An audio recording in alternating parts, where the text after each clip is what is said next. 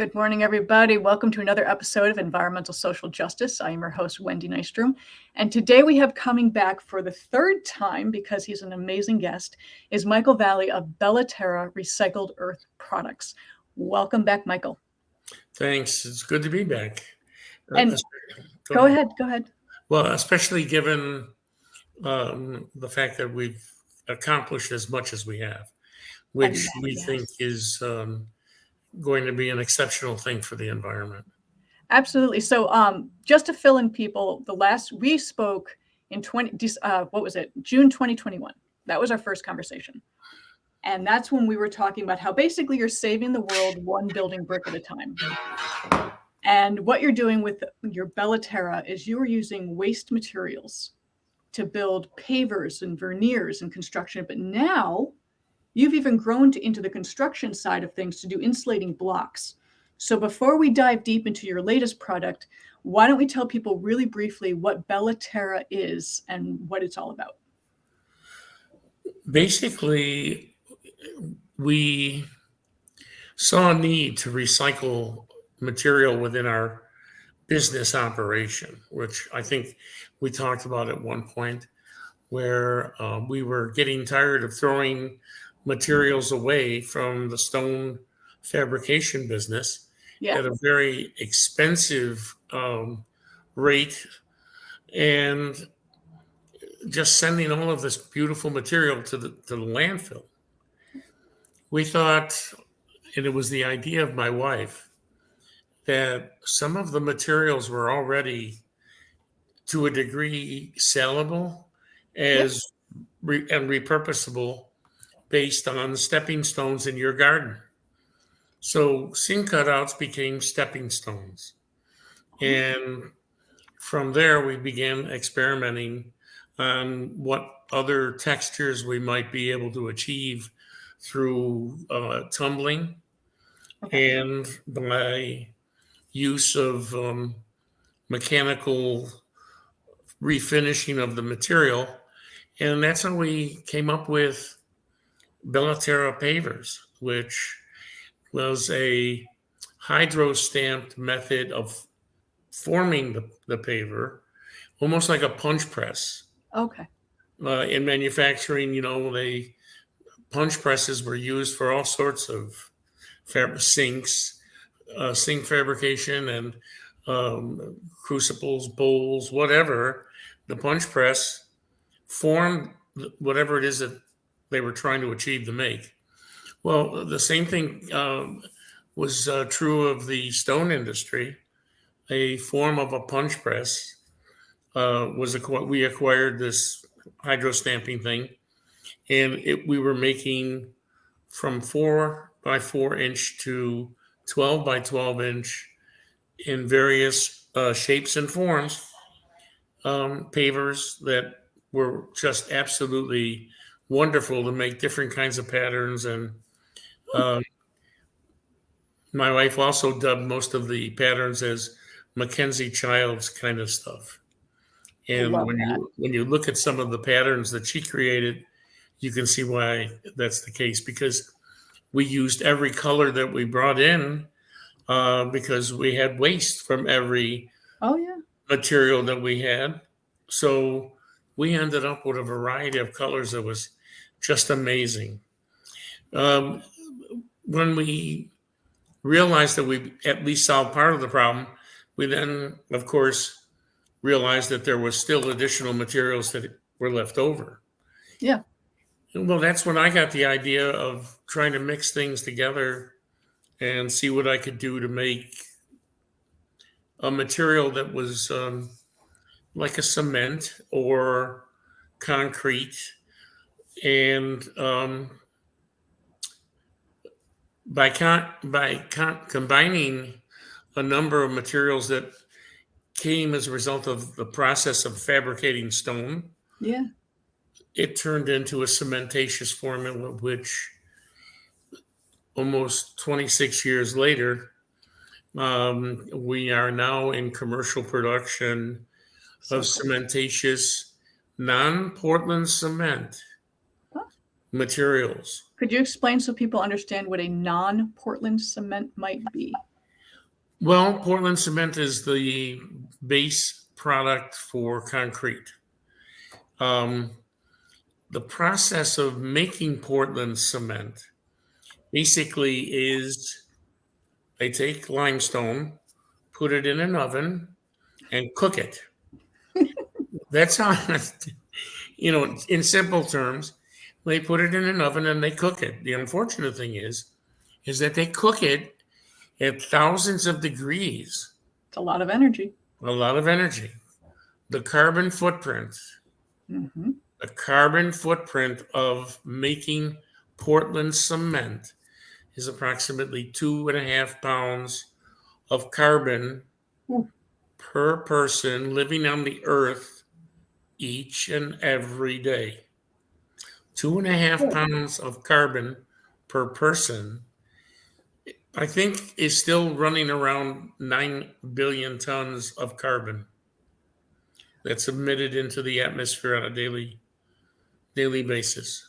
I don't think most people realize just how much carbon is produced in the construction industry. It is massive. It is, yeah, it's absolutely massive. And the footprint of the carbon footprint of Portland cement is, I believe, one of the largest, if not the largest. And there's so many things that have evolved and changed over the last couple of years.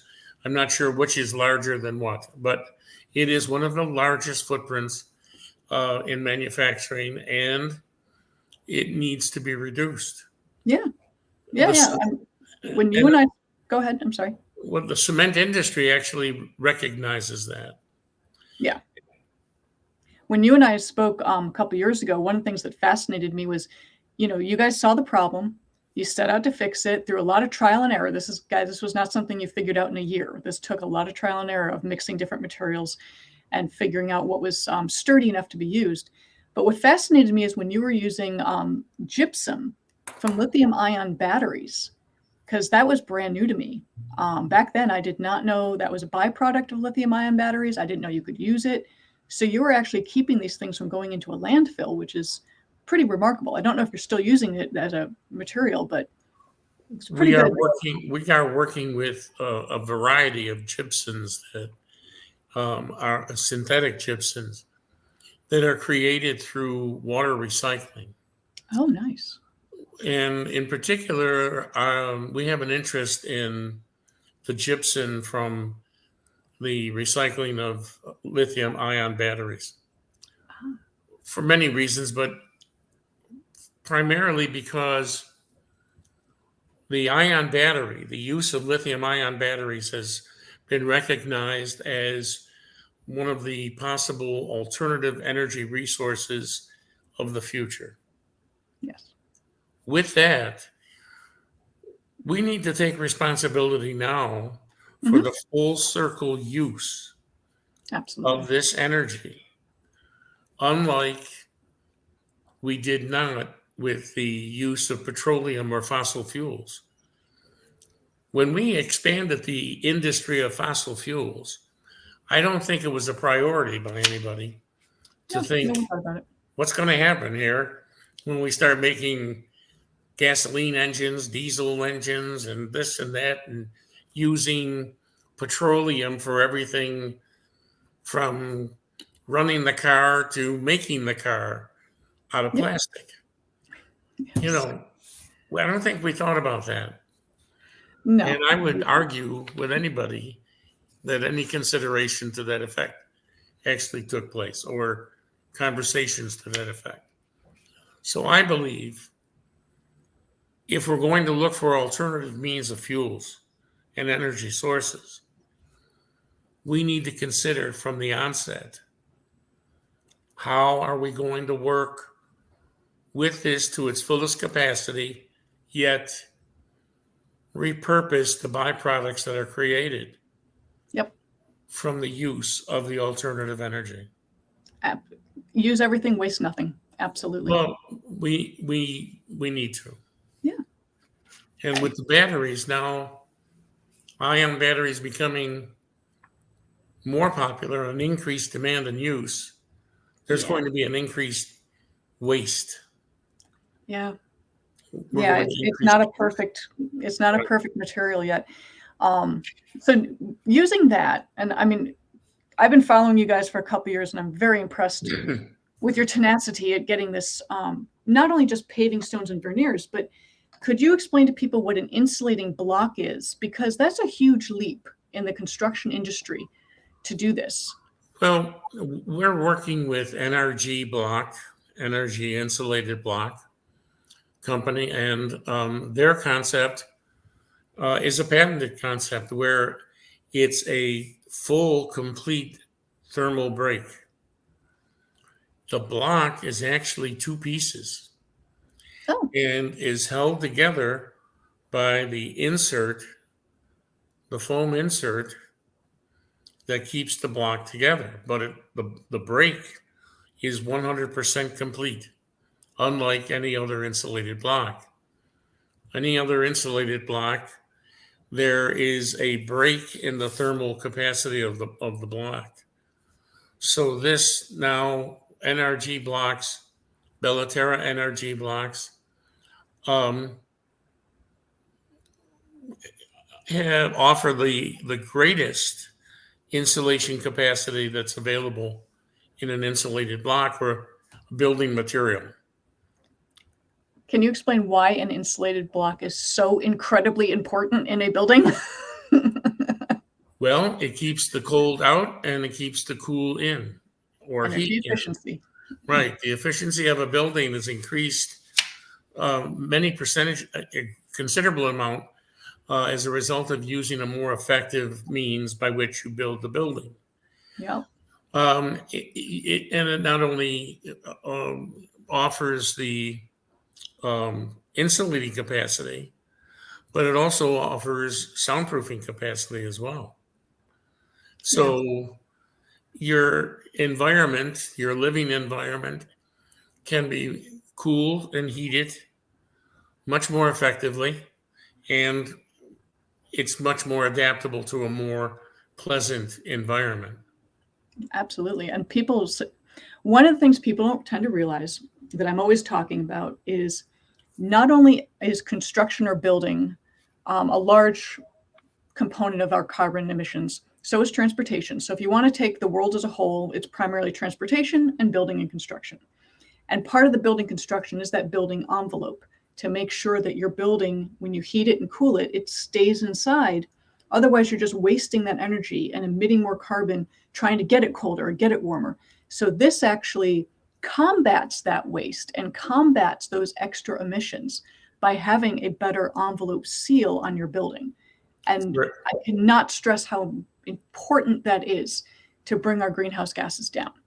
That's very important. And now, with our partnering with NRG, we've been able to provide a 50% recycled content block with the existing insulated capacities of NRG blocks. And we've pretty much created what we think is one of the greenest building materials available at this point in time. And we're looking to research the optimum use of the sciences, the combined sciences, to increase material production and alternative material. And since you brought up production, you guys have been so unbelievably busy because you kind of hit the timing perfectly. Everyone now realizes we need these materials, we need the recycling, we need the building envelope to be tighter and greener. And you've been at the forefront of this, and you said that you are managing quite a few balls in the air, so to speak, of trying to get the manufacturing done. The supply that's chain. Putting it lightly. You've got a lot going on. So what would be are you able to mass produce yet? Are you able to get it out into stores so people can buy this? We have actually entered into a partnership in production with Southern Tier Concrete Products out of, they're located in Alfred, New York. And with their assistance, we have created and produced 25% recycled content to 50% recycled content blocks. And traditional form of building blocks and building materials, including pavers, retaining wall materials, and most important in my mind, infrastructure products. Yes. The infrastructure products that we need in the reconstruction of our infrastructure in this country alone is absolutely amazing. And I'm not sure how the infrastructure of our country got to the point that it's at. I've got enough to worry about without trying to figure out how that took place, but it has, and is totally in need of attention, which we as a nation have been giving attention to. But replacing what is bad with the same material or the same product, in my mind, it just creates another cycle of deterioration yet to begin. Absolutely. I mean, long ago, see, my mother always said this to me growing up. She said, do it once, do it right, because it's more efficient, costs less in the long run if you constantly not replacing something. So I really hope that when our infrastructure, when our governments and municipalities start fixing things, that they have that mantra and not just what's on hand, or this is the way we've always done it, let's keep doing it that way. We need to really change our infrastructure and how we approach these things. You're absolutely right. Well, unfortunately, I am right. I believe I am. And that, but at least, to me, if I recognize this concept of let's do it right the first time, or, we're planting the seed for a continued cycle of deterioration. If I think that, I believe that there are other people who also think that. So it's a matter of continuing to let people know that this is the case, and do what we can to change that, like what we're doing with Southern Tier and NRG Block. And now we've gone to another alliance of an industrial recycler. Oh yeah. So this is a new one. The industrial recycler that we're working with is in our region, Lockport Recycling, and they specialize in industrial material recycling.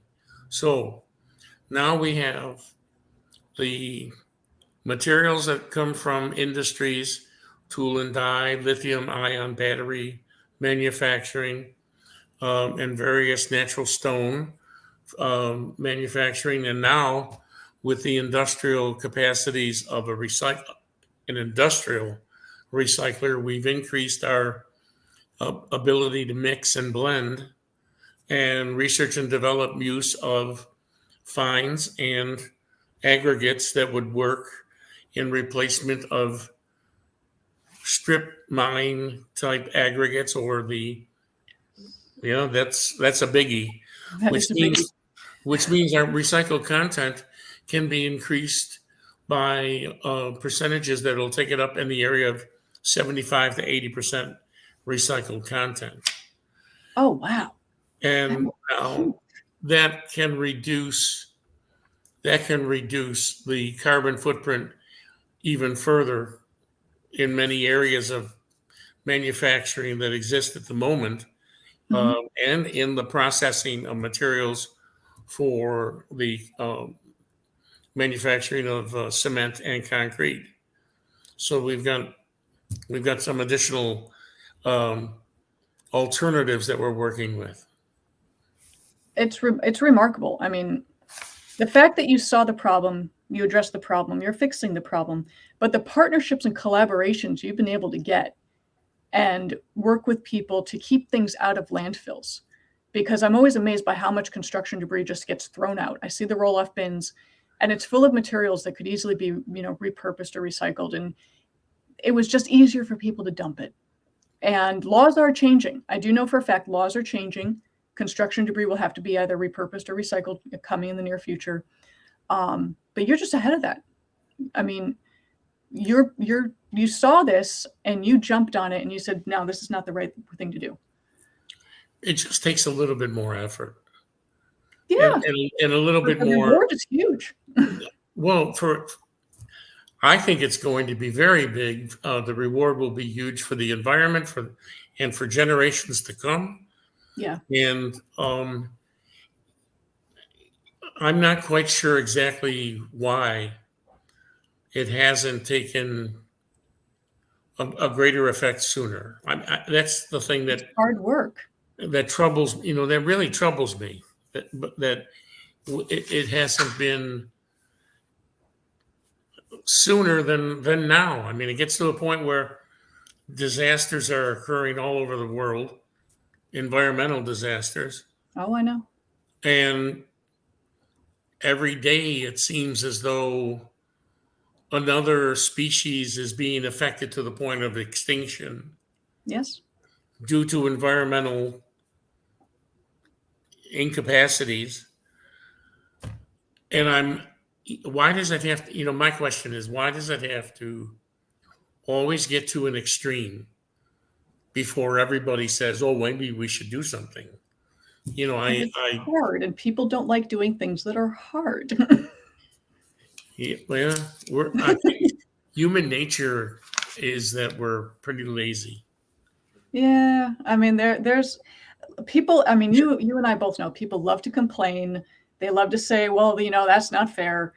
But when it comes to hard work and getting the results from hard work, that's where a lot of people don't really, they think they're working hard, but then something gets hard and they hit a road bump or an obstacle and they say, oh, I got to stop. It's just not fair. Life's not fair.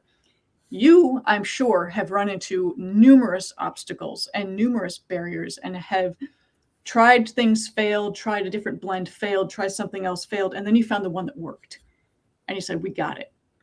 And then you made it better and you made it better and you made it better. You didn't just stop at the first prototype. And that's the type of personality we need to fix the problems that we have. We've got a long way to go. I mean, but you're getting there. Yeah, well, right. That's the point. The point is that at least we've gotten to some point. And even though we have a long way to go, as long as we continue, and like I said, I'm surrounded by some very wonderful people. Yeah, you have a great team. And I know that this train will continue down the tracks in the right direction. Absolutely. So when people want to hop on your train and start buying your product, when will that be available to the general public? Well, it's available to the general public now, regionally here in New York State and throughout the Northeast. Southern Tier does distribute through New York, Pennsylvania, New Jersey, and throughout New England. Wonderful. NRG also distributes and manufactures in Ohio, Pennsylvania, and in the eastern downstate area of New York. So we have the ability to distribute, and we hope we'll be able to educate more operators and reach more operators outside of this regional area. And we're making efforts to try and do that. Love it. I love it. So we have a whole bunch of distribution, guys. I'll put that in the notes when I do post this, so we will have it all there. But Michael, I love what you're doing. Please come back anytime with any updates. You are literally saving the world one block at a time. So I do thank you for that personally. No pun intended. No pun intended. I am a pun person today. But on that, guys, please check out BELLA-TERRA. Great group of people. I've met a few of them through Michael. I also know his daughter, who's a wonderful human being. And Michael, if there's any, do you want to tell people how to find your website just so they can look for you? It's real easy. BELLA-TERRA.us. Well, that is easy. BELLA-TERRA.us. How do you not find that? That was my daughter who made me do that, by the way. Let's give credit where credit is due. She's brilliant. She insisted that I shorten it from, I think we were going to go with recycledconcrete.us. BELLA-TERRA is better. And she said, no. Okay. And it's So Bella-Terra, right? yes, Bella-Terra.us. Brilliant. Absolutely brilliant. And guys, please check them out. Please check Michael out. Buy the product. It will save your energy bills. I cannot stress that enough. Just check it out. On that, I'm Wendy Nystrom, your host with Environmental Social Justice. Michael, thank you so much again. Always a pleasure to have you. Thank you. We'll see you soon. Absolutely. You guys take care. Bye. Bye.